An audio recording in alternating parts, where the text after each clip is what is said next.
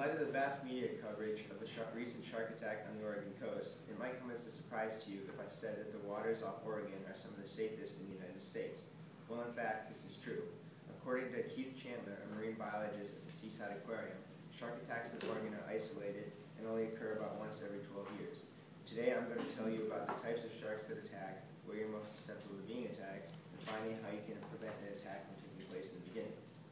So first of all, the three main types of sharks that attack are coined the big three by scientists, and these are the great white, the tiger, and the bull shark. And according to Paul Guernsey, an outdoor journalist and shark enthusiast, the great white is responsible for the most attacks on humans of any shark. And this is largely because it lives off of highly populated coastlines such as Australia and South Africa. And this is where surfing is very popular, and ironically where the majority of the predominant sources of food such as sea lions and large fish live. So when they're hunting those areas, humans are also present and they're bound to get attacked. And the difference between Australian great white sharks and South African great white sharks and the Oregon great white sharks is that the ones that live in Australia and South Africa inhabit warm waters, so they have less of a reliance on fat-rich sea lions and fish that the Oregon great whites have the luxury of eating, and the Oregon sharks have more of a reliance on the fat because they live in cold waters, so they can't afford to attack humans because we don't provide the essential nutrients and fat that they rely on to live in cold water. And the tiger shark is responsible for open water and reef attacks, and it's responsible for nearly all attacks that take place in places such as Hawaii and the Pacific Islands. And it was also responsible for the attack on Bethany Hamilton. She was a 13-year-old girl at the time. She's the girl who the movie Soul Surfer was based off of. And she was surfing when she was 13 years old, and she was attacked by a tiger shark, and her left arm was actually bitten off. And so all she has there now is kind of a nub, and she really has no function in her left arm. It's not there.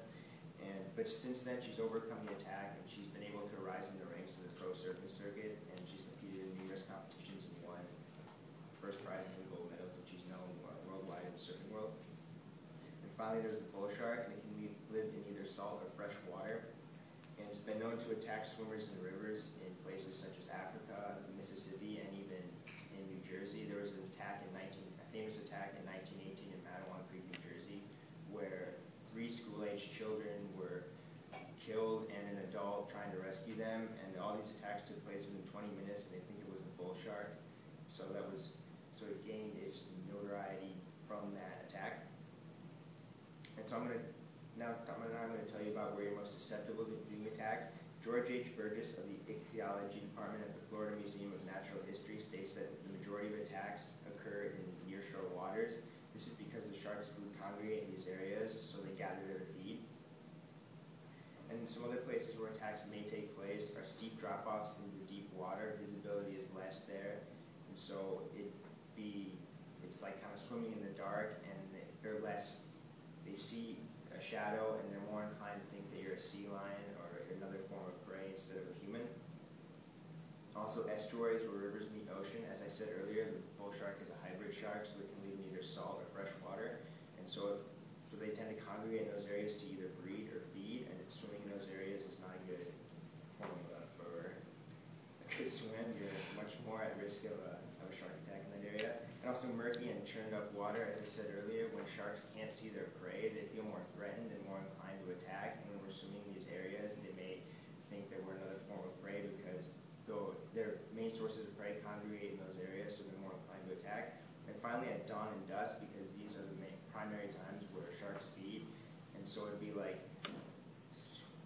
like going into a lion cage and staying in there while it's eating. You wouldn't want to do that. And then finally, I'm going to tell you about how you can prevent an attack now that you know all the other facts.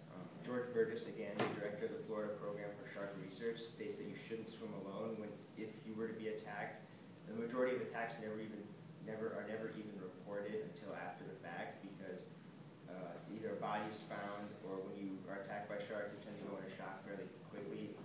Some sources state, medical research source stated that when shark attack victims, most often they don't even feel pain, but by the time they realize what's happened, they're already going into shock from blood loss. And he also states that you shouldn't swim with shiny jewelry on because it triggers a response in the sharks. They're used to hunting fish and sea lions, which create flashy, shiny images in the water. So if you're wearing a ring or a necklace, they're more inclined to attack you. And finally, stay away from areas of commercial fishing because when fishing boats come into dock, they release chum in the water, which is dead parts and fish guts, as well as there's thrashing due to the dying fish and whatever else could be feeding in the area. And sea lions also feed on these fish. So no one would want to swim in those areas, but sometimes people do it by accident when they get into industrial areas. So the best way, and finally, there's a revolutionary product called the Shark Shield, and it's a device that impairs sharks' ability to attack by disrupting their electronic impulses. I can equate this to a human if we were to be shocked by a electric fence or some sort of wire that would immediately deter us from whatever we were doing. Primarily because sharks rely on electrical impulses for their locomotion. They use smell, but they rely less on their eyesight because they don't have good eyesight. So when they're shocked by this device, their ability to move around and communicate is severely inhibited.